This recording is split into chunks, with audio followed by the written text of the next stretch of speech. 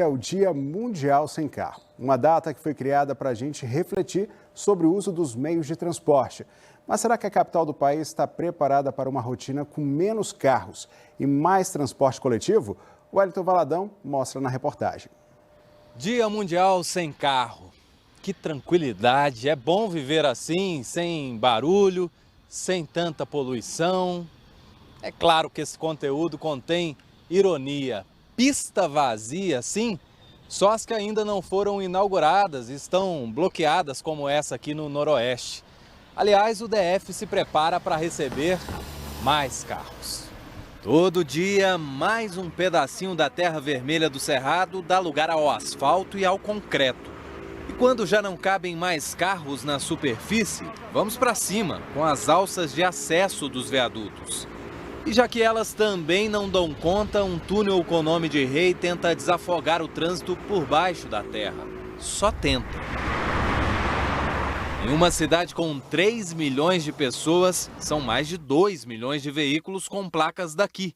51 mil a mais do que no ano passado.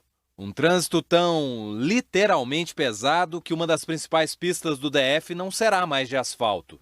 Foi preciso colocar concreto para ver se a via estrutural aguenta. No Dia Mundial Sem Carro, 22 de setembro, o objetivo é provocar reflexão nas pessoas sobre o uso do carro na cidade, sobre o quanto que a gente tem de recursos públicos destinados a grandes obras viárias que acabam beneficiando poucos e acaba segregando mais pessoas e botando elas em situações até de reforçar desigualdades sociais.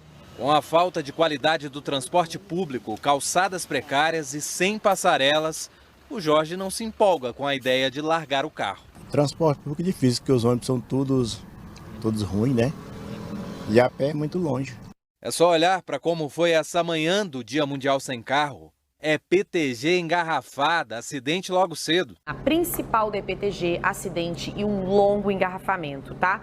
Mais ou menos quanto que fica nessa velocidade aí média da EPTG? 5, 6 km por hora. Mas e o metrô? Nesse Dia Mundial Sem Carro, a estação de Samambaia abriu com 17 minutos de atraso. Ah, mas dá para ir de ônibus, né? Lotado e ainda com muito o que melhorar em relação à acessibilidade. A gente está vendo esse morador, ele tentou inclusive embarcar em outro ônibus, não conseguiu. E agora ele está tentando embarcar nesse ônibus aqui. Vamos tentar passar aqui, isso aí. E depois de descer do ônibus, os obstáculos continuam. Hoje cedo flagramos vários pedestres se arriscando para atravessar a pista perto da Ponte JK. Aqui não tem passarela, não tem semáforo e nem faixa de pedestre. Esse aí ficou mais de 10 minutos esperando o trânsito do Dia Mundial Sem Carro dar uma trégua. Muitas pessoas atravessando, elas correm aí quando o trânsito dá aquele tempinho assim que é possível tentar passar, pulam a mureta, quem não pula a mureta passa numa brechinha perto do poste, muitas vezes famílias inteiras. Com o caos no trânsito, nos ônibus e no metrô, 50 ciclistas fizeram um convite hoje para que mais pessoas experimentem as bicicletas como meio de transporte. Eles fizeram um pedalaço da rodoviária do Plano até a Câmara Legislativa. Deixar o carro em casa e testar um modo saudável, sustentável de transporte. E a bicicleta simboliza muito bem essa mobilidade que a gente precisa nas cidades. A Secretaria de Transporte afirma que o DF tem 664 quilômetros de ciclovia e que essa é a maior malha cicloviária do país. Mas ainda vemos cenas como essa que já mostramos aqui no DF1. Motoristas invadem o espaço dos ciclistas perto do Catetinho, no Gama. A nossa equipe flagrou esse carro pela manhã passando em cima da ciclovia. Veja que ele seguiu por boa parte da estrutura sem se importar, até chegar perto da câmera. Aí o motorista entrou no trecho de terra, passou entre as árvores e voltou para a ciclovia. O Vinícius mora em Ceilândia e vem para o plano de bike e metrô.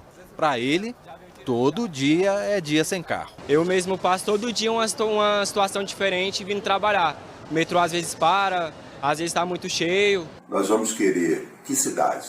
Uma cidade com mais investimento em viadutos, túneis, duplicação de vias, mais estacionamentos? Ou vamos querer uma cidade com mais e melhores calçadas, mais e melhores ciclovias conectadas e conectando todas as cidades integradas com os transportes públicos e coletivos. Que cidade nós queremos para nós, nossos filhos, nossos netos? Essa é a hora de nós tomarmos uma decisão.